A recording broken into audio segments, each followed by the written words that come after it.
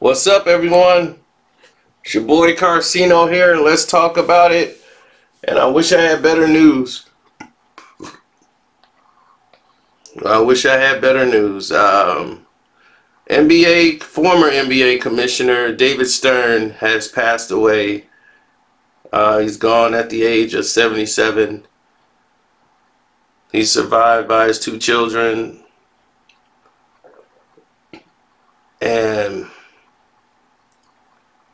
he suffered an aneurysm a few weeks ago and went emergency surgery. And after being hospitalized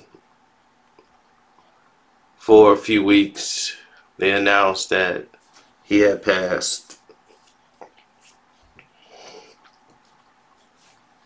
They did surgery to try to relieve some of the pressure on his brain, but his time had come.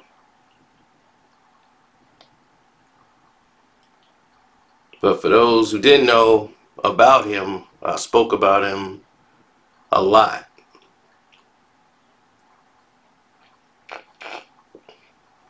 We know some of the things he done that was pretty much controversial, but he did help shape the NBA into what it is today, and handed the keys over to, oh my God, Adam Silver. But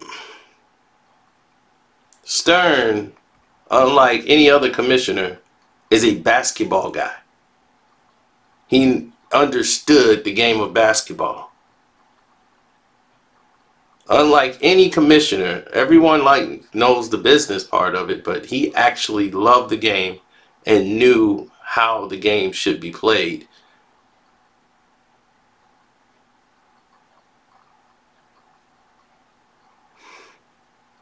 So a whole lot of law, fraternity, and all these different things in place here.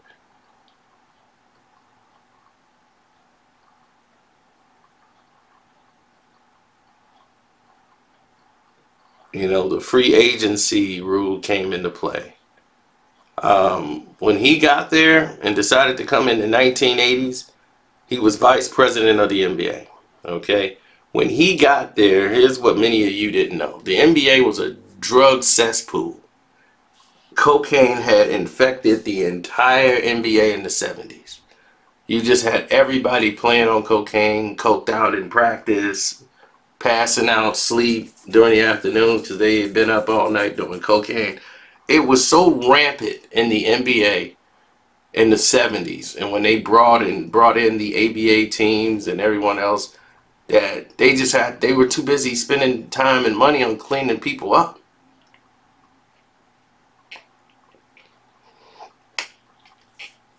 They knew they weren't going to get sponsors. Can't get sponsors with this kind of activity going on. So when they came in, they had a couple of, landmark decisions that they were going to have to make. Drug testing and the salary cap. The salary cap created a revenue sharing system where the owners and players were effectively partners. Both of these agreements were Stern's big moves he made. Then he started to use the celebrities that would come and watch the games, use them for free advertisement. Just have them say, NBA action, it's fantastic. I mean, just to do that and be in an NBA commercial doing that at the game, it boosted a lot of actors' credibility in films and helped boost them up to some agents start saying, hey, you're going to have to pay us for this. If they said that and they would just go to someone else who wanted to do it. Even if he was a B actor, people would recognize them from film, and they just seem like they're part of the fans. NBA action is fantastic. Then they would have regular people mixed in with celebrities to say, hey, come to the games. We got celebrities at the game. And that's basically the gist of it.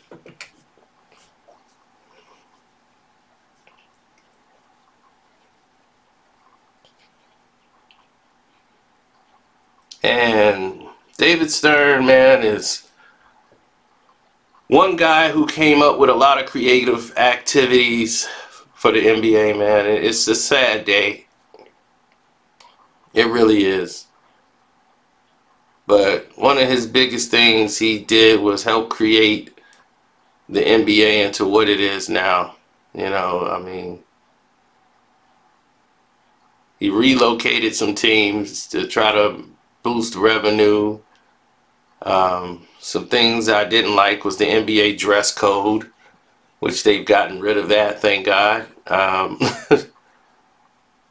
He named the MVP Finals Awards after Bill Russell, which was good. And during his tenure, they had like 4 lockouts. That's how big of deals this was, from 95 to 96, then 98 to 99, the 2011 lockout. And believe me, we're going to be headed for another one, the way this is. Well, see, the problem is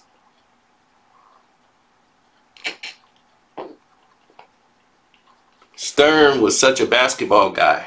He understood what the game needed to do and where the direction needed to go. From the 70s to the 80s, to build into a multi-marketing platform. Teaming that deal from CBS going over to NBC with Dick Ebersol, when they made the NBA just epic, with bringing in Dick Ebersol, who does Emmy television, and made it like theater. And who could forget the way it came on inside the NBA? All of these different formats was being created and done by David Stern's leadership. And to be able to turn down the CBS's deal, because CBS is basketball. They could promote basketball and sports better than anyone at that time. Their thing is they wanted to make a story out of it, like a mini series.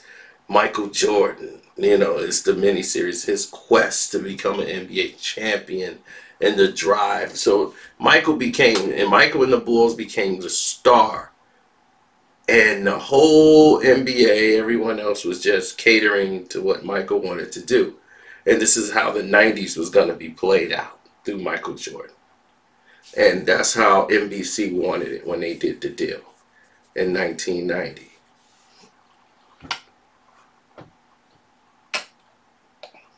I mean, can you forget that thing?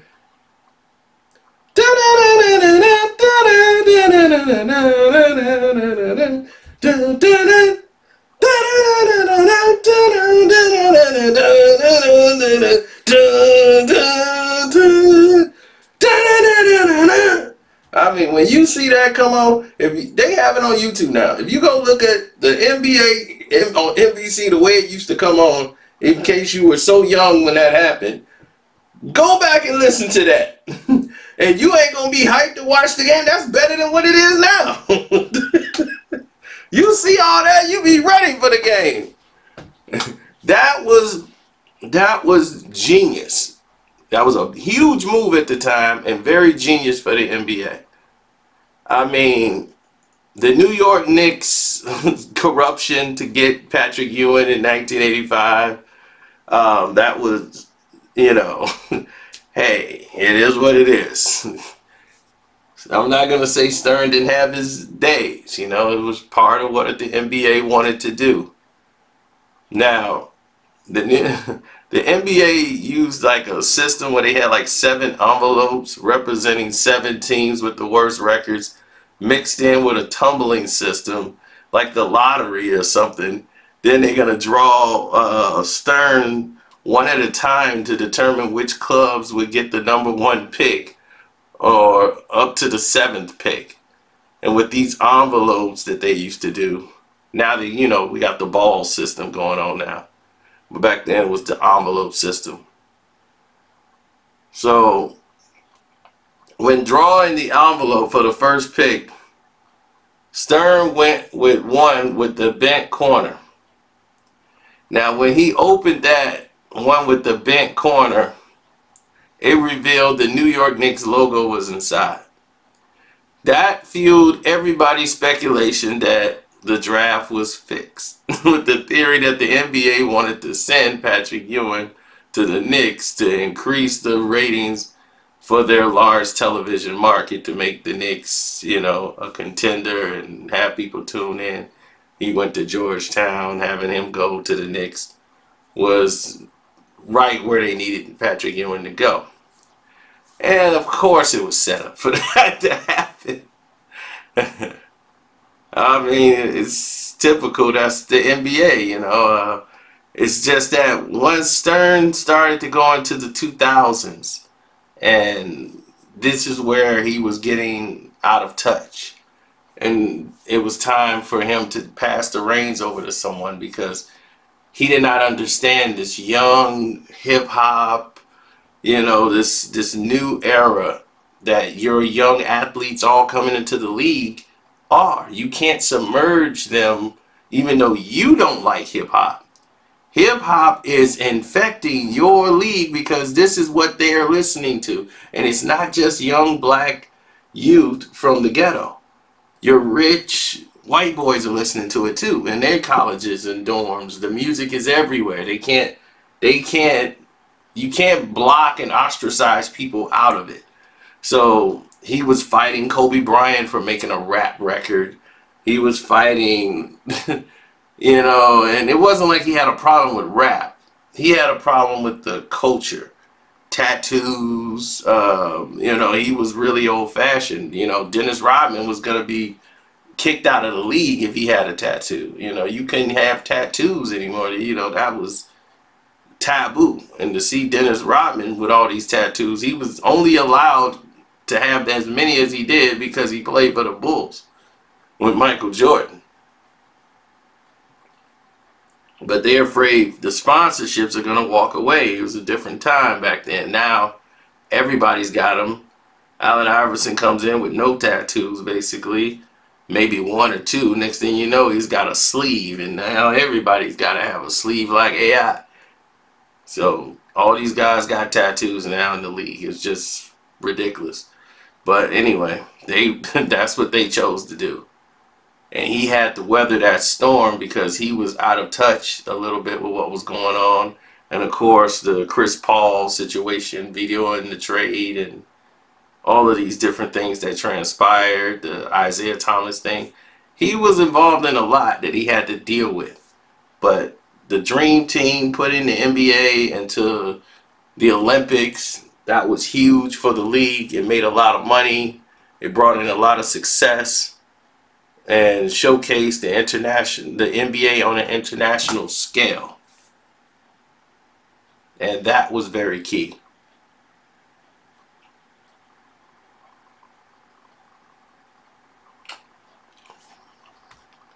So the NBA dress code that came along in 2005 and 2006 was just like it was the most humiliating time for the NBA, and just targeting guys who wear a certain type of clothes.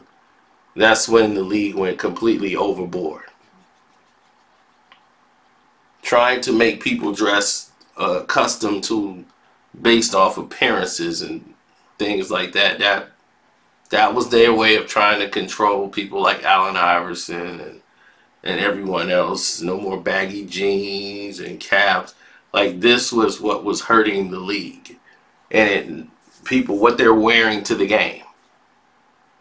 You know, their chains, their shorts. And now, to rebel, you've seen people do what they're doing now, and it is hilarious.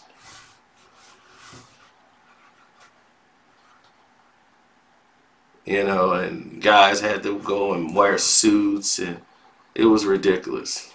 It was completely ridiculous. So at that time, people were starting to say, you know, he's out of touch, and, you know, it was just not working. And he tried to switch to a new NBA ball, and 2 months into the NBA season, people were like, this new ball is not working. Why are we playing with this new NBA ball? That ball was so terrible For 2 months into the season, it ruined a lot of people's season because that ball was just made of like plastic. Like it looked like a toy basketball. And it was just erratically, to the bouncing of it was erratically off. And all because they were trying to save money with this new poorly tested ball and everything. And at that point, people were saying, okay, we lost some money here investing in these new balls that just didn't work out, and they had to go back to the old balls 2 months later. And a lot of people felt their NBA season and playoff season was affected based off them playing 2 months with this ridiculous ball. And people's shooting was off. Everything was just off. It was terrible. Turnovers were up. And it was clear that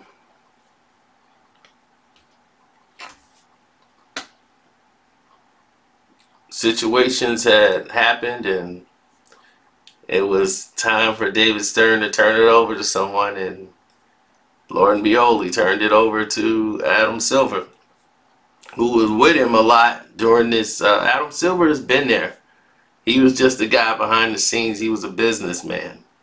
He's not a basketball guy. He's more of a businessman all the way through.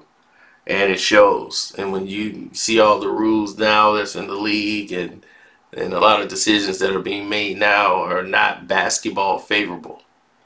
And it's like, what are you doing to the game? You know, like the whole purity of the game is destroyed and disrupted. That is ruined.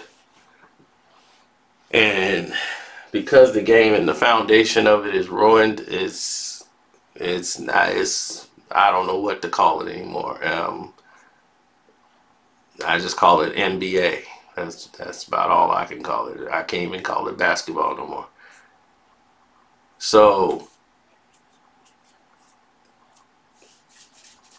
anyhow, he's in very short period of time has effectively watched the ratings drop dramatically over the past few months this year, because now all those inflated numbers that they were getting based off of the settlements of the selling of the Clippers, the evaluation numbers were higher, plus the incoming deals with YouTube and everyone else was getting deals.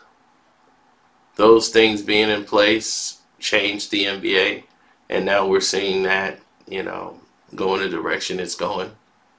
So David Stern will always be remembered, you know. David Stern is a legend.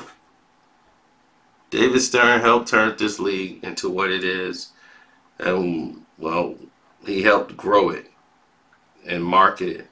You know, you never know what you're gonna have until you have it. And once you see once you see and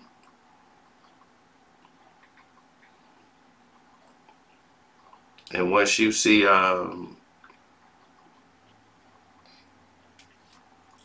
something like Michael Jordan come along, you know, they did what they were supposed to do. They went right along with it, hundreds miles an hour, man. So that's it, man.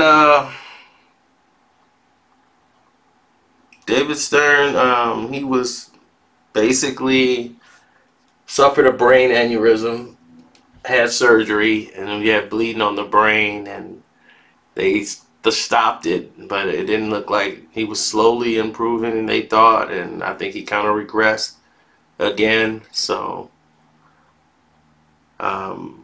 I knew that things was in dire situation a couple of days ago, and I think they just waited today, you know, to make it official.